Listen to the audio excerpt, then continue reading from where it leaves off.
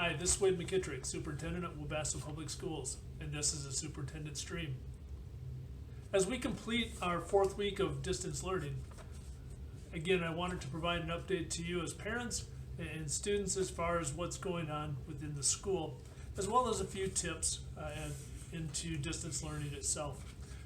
I promised all along that we'd be evaluating what we do and how we do it in order to create high quality distance learning opportunities for kids. Again, I'm really proud of our staff. I think they've really stepped up to the plate and put out some great things for kids. And the response that we're getting back from parents and from students reaffirms that.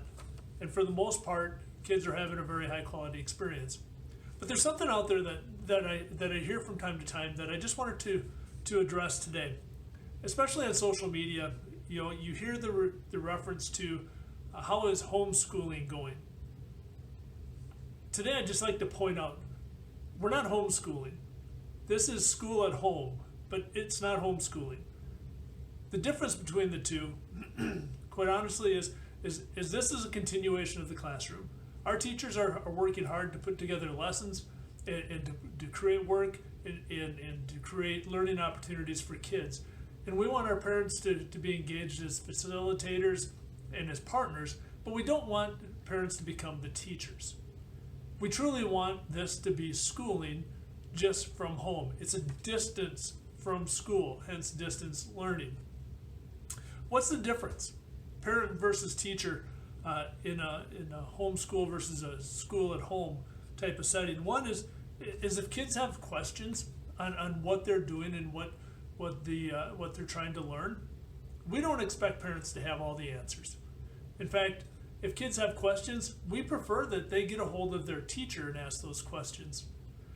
Our teachers are available every day, Monday through Friday, and they've got the set office hours. Some are fluctuating into the evening to be more accommodating to kids.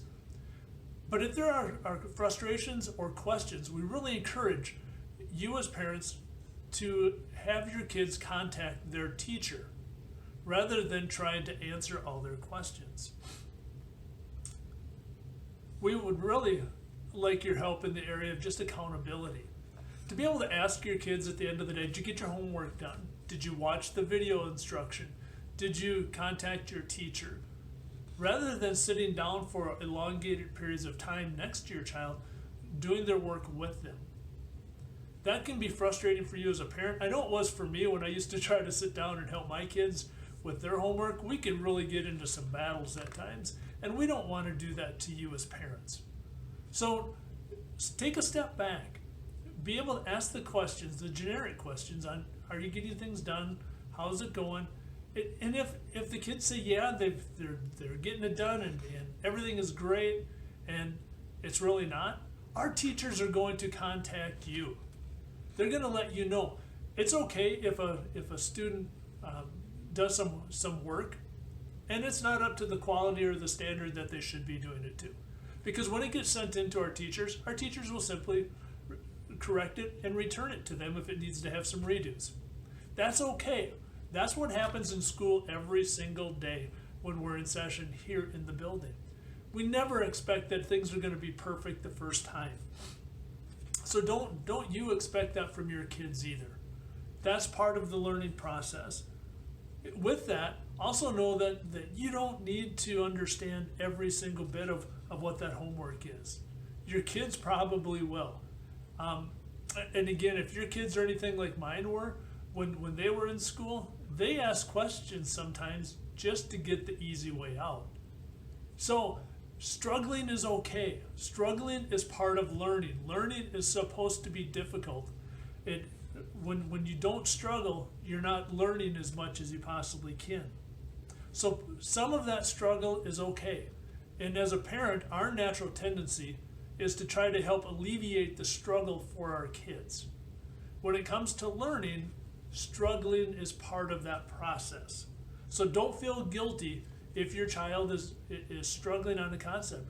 Sometimes if they're not getting it, if they're really struggling on something, take a step back and tell them, you know what, tomorrow, let's go ahead and contact your teacher about that. And they can do a Zoom session with you to help you better understand it. We want the kids to be challenged. And struggling unless they're struggling somewhat, they're not being challenged to their level. When helping kids, ask questions. Don't give answers. For example, Mom, I don't get this one. Well, what don't you get, Johnny? Well, I don't get what this is asking. Well, what do you think it's asking? Using questions as opposed to giving answers. The quick way is to give answers, but that's not how learning happens. The last thing I might ask is if you've heard of the love and logic methodology. It really does work wonderfully with kids. For example, Johnny sits down at the table. I'm picking on Johnny today. But Johnny sits down at the table, has his homework out, and has his assignment out, and he's choosing to play with his pencil, spin it around the table, whatever, and does that for 20 or 25 minutes instead of working on the work. And then Johnny asks, can I go outside and play for a while? I'm bored. I've been working hard. And you look at his paper, and you see nothing's been done. Love and logic would simply say something to the effect of, I'm sorry that you chose to sit and play with your pencil as opposed to doing your work. Yeah, it's really nice outside, and I wish you could be outside playing. But because you chose to play with your pencil instead of doing your work, we're going to need to keep doing our work until we're done. That's allowing the kids to make choices, but then also to be, if they choose to make bad choices, it allows them to be accountable to their choices. So love and logic. A couple quick announcements for you. I've been asked the question, are we going to cut the school year short because of distance learning being continued through the rest of the year? No, we're not. We believe that distance learning is working, that our kids are learning, our assessments are telling us that they're learning, and we believe we're putting out a high quality product to our kids. The feedback that we're getting from our students is the same thing, that the workload is manageable and the instruction is quality. So no, we will be continuing through May 29th. I also want to reiterate that Monday, May 4th, there is no school. Again, that's a professional development day where we will be continuing to plan for the rest of the year, and that was mandated by the governor and the commissioner of education. So just a few things to maybe help you through the distance learning process, as I know it's something new for you, just as it's something new for us. But if we continue to work together as a partner in education, we will help our kids to learn the optimal amount that they can, and that they will continue to be prepared for next year by mastering their course content this year. So thank you for taking a few minutes to join in and view this superintendent stream. And until next time, remember, it's a great day to be a rabbit.